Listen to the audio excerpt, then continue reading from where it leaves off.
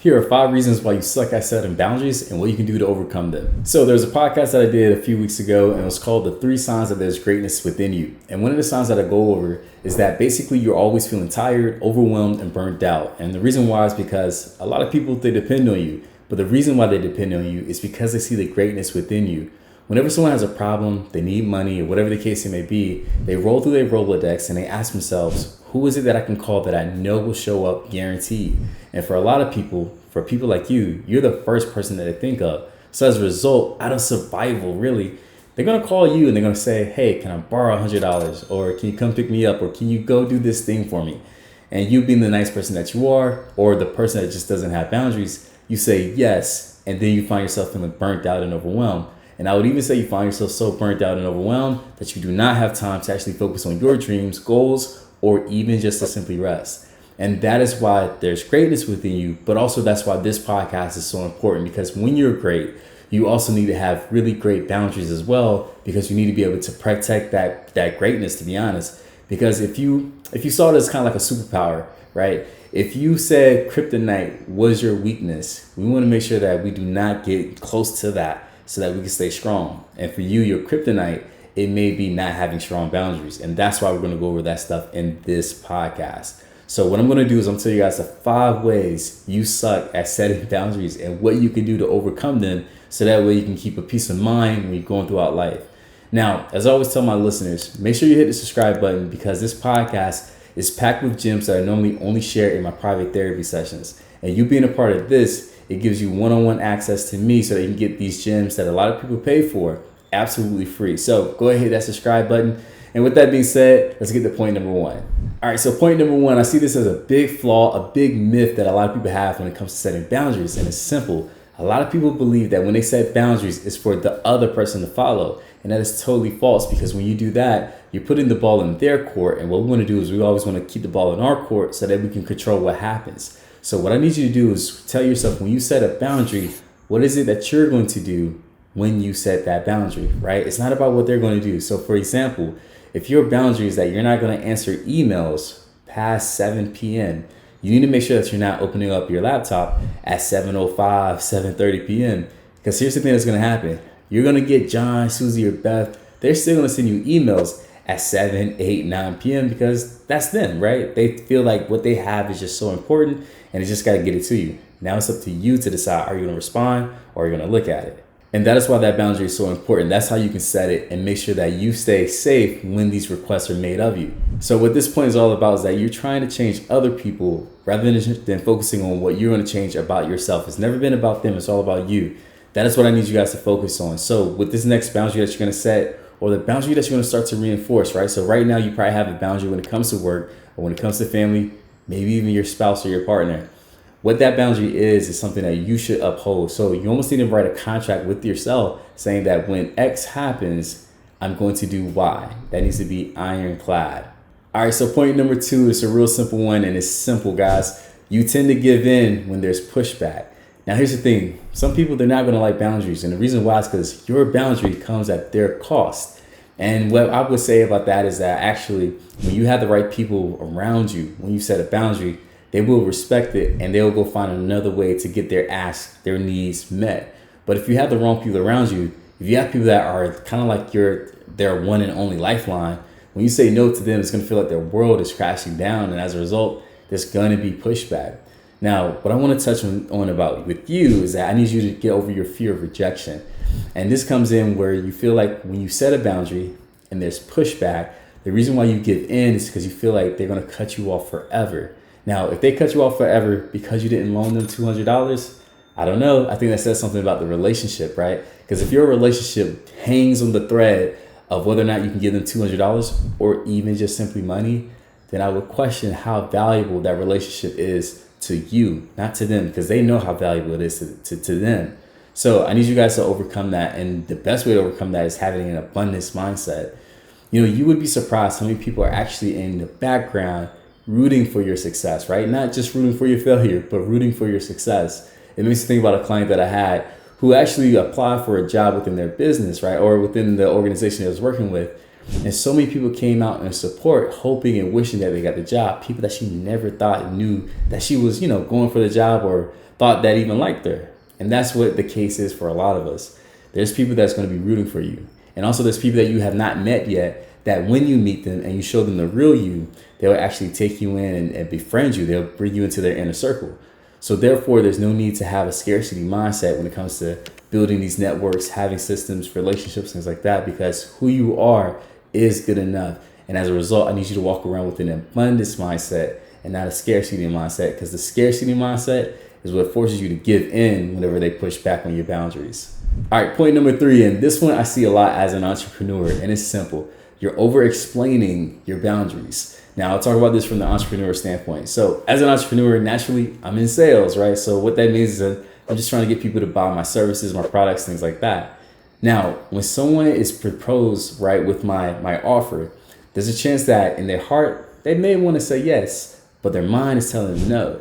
Now, the thing that I have to do is I have to figure out why is it that their mind is telling them no. And I do that by asking them questions and getting them to explain themselves, explain their no's. Once I have that information, I can then use this information to persuade them to go back to the yes side of this argument, right? Argument, offer, whatever it is.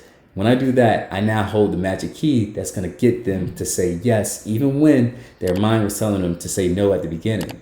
It's the same thing with you guys. When you tell someone no, believe it or not, that is a complete sentence. Just like stop, just like yes, just like go. All of these are complete sentences that do not need to be explained. When you tell someone that you can't go out on Friday night and they say, well, why is that? Just tell them, I just can't go out. Just leave it at that. And if they're who we think they are, they will respect it. But if you tell them, I can't go out Friday night because I'm going to be tired, or I'm tired today and I'm just too tired to go out, they'll say, you can just sleep in the next day. And then they'll re-ask you that same question. And if you're not careful, you're going to say yes because you don't want to feel like you're letting them down. Something that we talked about in reason number 2. So when you guys tell someone your boundary, let's practice sticking or reiterating what it is that you say. Even if you have to reiterate it using the same words, please do that. But don't go into the reasons of your no, right? Of your no or even your yes. Just tell them that it just doesn't work out for you and just leave it at that. That's also a great sign of confidence because you're allowing yourself to be yourself, allowing your word to be your word. All right, so point number 4, right? Point number 4, the reason why you suck at boundaries and how to get over that is that you are actually a rule follower and not a path maker. So there's a great show that I watched growing up. There's actually 2. One of them was The Cosby Show and the other one was The Family Matters, right? So what these 2 shows were all about was family, right? Especially with the Cosbys, but also even with the Family Matters. So if you know who Steve Urkel is, that comes from Family Matters. Now, some of the most important morals of those stories, those movies, was that family and the values of being together, doing what you can for one another, like at all costs, right? Like that was what those shows were built on. And as a result, us watching them, we have adopted that meaning. We adopted those morals. Now, here's the thing. That's TV, right? It's fiction, right? There's some true stuff because those stuff could happen, but for the most part, it's all fiction. It's all just made up, right? It's a perfectionist type way of looking at family. But in the real world, you do not have to follow those rules. And if you're careful, if you're not careful, you will actually follow those rules blindly and do exactly what they do on the shows, even when it doesn't work for you. That's what I mean by being a rule follower. So what that means is in your culture, in your family, it may be the right thing to give to your brothers and sisters, or I see this one a lot, to support your parents later on in their life to the point where you're actually sacrificing opportunities and your own well-being. Well, that's a rule that they have. That's a rule that society has, right? But you, again, don't have to be a rule follower. You can actually forge a path on your own. And you can ask yourself, what do you want this path to look like when it comes to setting boundaries? Yes, we know family is important. And we can give family, right? Like we can still give to family. So whether it's money, time, energy, like we can still do that. But at what cost? And that's where that second question is so important. It's like, okay, I can give these things, but how much am I going to allow it to actually take over my life, right? To invade my personal well-being, my peace, and things like that. That is the big question that you have to ask yourself. All right, and point number 5, man, I'm so glad you guys made it this far. And here's the thing, point number 5 is probably like the biggest and the best one. And it's real simple, guys. You tend to set boundaries in the heat of the moment. And what that does is it leads to this perfectionist way of dealing with people. So when it comes to building boundaries, sometimes we set these things when there's a painful thing that happens, right? So there's a breakup, or you realize you don't have enough money for your own rent because you gave it to someone else, right? So we end up setting these boundaries, and we set them in the heat of fire, in the heat of our emotions. And what happens with those boundaries, they tend to be very rigid. They tend to be very high, so high that actually it doesn't let anyone in. And when I say anyone, I mean even the right people. Because there may be some people in your friend group, family members, that if you did lend them money, not only would they lend money back to you, but your relationship would get a lot stronger.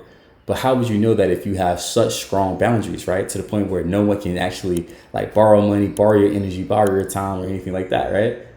Now, here's something I also want to add to this. There's a good chance that your boundaries are in a response, or rather they are a trauma response to something that has happened in your past. So there's this thing we all say, right? Like, oh, I got to protect my peace and all this other stuff. But what happens when protecting your peace leads to isolation? What happens when protecting your peace is more so in the form of people need to be perfect in order to be in my circle. And as you know, no one's perfect. You're not even perfect, right? So by definition, you don't even belong in your own circle. But that's how a lot of people treat others. They go through something that's very traumatic. And as a result, they tell themselves that I have to protect my peace at all costs. And there's nothing wrong with that. But it's when protecting your peace leads into isolation or perfectionism, where you expect very high expectations of people. And as a result, you find yourself by yourself. So what I want you guys to do is to be somewhat flexible with your boundaries, but not to the point where it damages your well-being, right? Your well-being, your peace, and things like that. Also, allow things to happen as they happen, right? So if there's a breakup or someone borrows something and doesn't give it back to you, like take time to really reflect on what it was that happened. Reflect on it where in terms of where did the boundary get crossed. Once you have done all of that, right? Once you've asked yourself, okay, I got a good idea from what has happened. The emotions are not as high. Then you can go back and ask yourself, what is the new boundary that I want to set when it comes to me and this other person? All right, guys. So with that being said, I'm gonna do a quick recap of the 5 ways that you can set new boundaries, right? Like these are the ways that maybe you struggle, and I'm giving you the 5 ways that you can actually set better boundaries. So the first way that I talked about was that instead of trying to change other people, you need to focus on changing yourself. Again, the boundary is not what they're going to do, but it's more so about what you're going to do. The second point that I gave is that you tend to give in when there is pushback. And what's going to help you to overcome that is going from a scarcity mindset to an abundance mindset when it comes to meeting friends or just making acquaintances or whatever the case it may be. Trust me, when you show up the way that you know you should show up, there will be people out there waiting to befriend you, to add you into the inner circle, things like that. The third point that I gave is you're over-explaining your boundaries. Guys, trust me, you do not need to go into a 4-page letter, right, or detail about why you said no, right? You don't need to give them a presentation. Just tell them no. And if they are who we think they are, that no, it will be enough, guys. Trust me. Point number 5, you're a rule follower instead of a path maker. And then that was rule number 4. And then rule number 5, your boundaries are just too rigid. And again, that could be a trauma response that we should probably look a little bit deeper into. So my name is Coach Wells. Make sure you guys go to the link in my bio and subscribe to my newsletter. The reason why I say that is because I give a lot of gems in my newsletter. So that way you not only get these podcasts, but also you get emails from me that's helping you in the heat of battle. That may be an email you get and it comes at the right time, right when you need it, and it'll help you to get through your get through. All right, guys, I'll see you later.